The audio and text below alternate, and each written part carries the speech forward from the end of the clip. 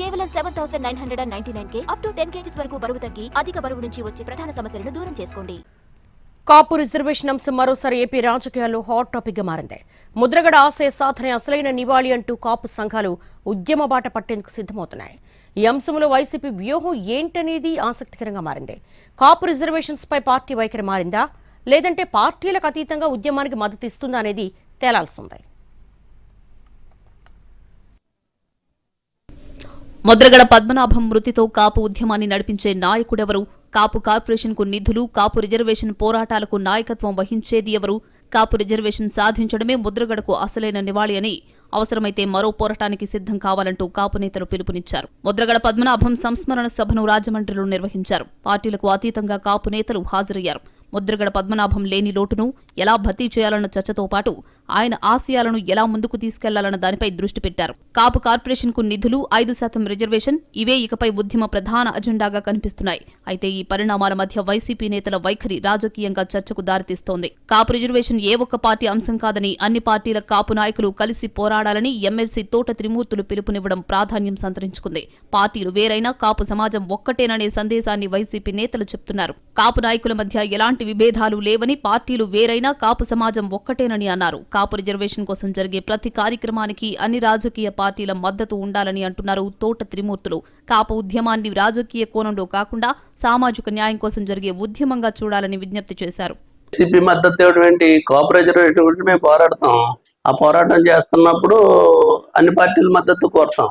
ఏదో ఒక పార్టీతో ఒక వ్యక్తితో అయ్యేది కాదు కదా రిజర్వేషన్ పోరాటం అనేటువంటిది.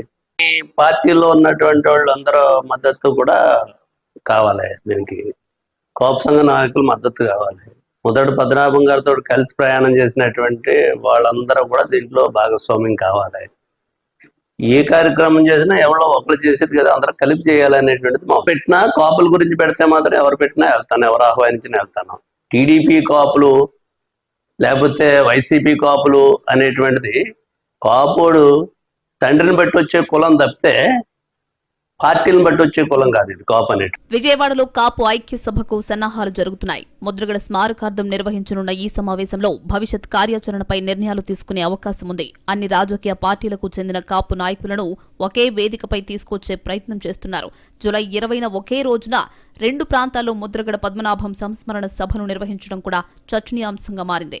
రాజమండ్రిలో జరిగిన సభకు వైసీపీ నాయకులు అధిక సంఖ్యలో హాజరు కాగా మాజీ కాంగ్రెస్ నాయకులు కూడా పాల్గొన్నారు. టీడీపీకి చెందిన వంగవీటి రాధా, జ్యోతుల నెహ్రూ వంటి నేతలు హాజరైనప్పటికీ ఆ సభలో వైసీపీ నేతలే ఎక్కువగా కనిపించారు. కాపు రిజర్వేషన్ పై వైసీపీ వైఖరి ఏంటి అనేది తేలాల్సింది. గతంలో కాపు రిజర్వేషన్లకు తాము వ్యతిరేకం కాదని చెప్పిన ఆ పార్టీ అధినేత జగన్ రిజర్వేషన్ల అంశం కేంద్రం పరిధిలో ఉంటుందని క్లారిటీ ఇచ్చారు. ఇప్పుడు కూడా అదే వైఖరిని కొనసాగిస్తారా? కాపుల రిజర్వేషన్ అంశంపై వైసీపీ స్టాండ్ మారిందా అనే చర్చ జరుగుతోంది.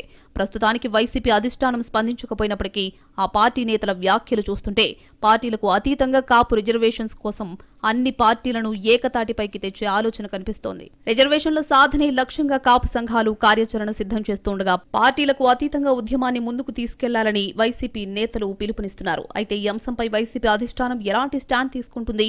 విజయవాడ సమావేశం తర్వాత కాపు ఉద్యమం ఏ టర్న్ తీసుకుంటుందనేది రాష్ట్ర రాజకీయాల్లో చర్చగా మారింది.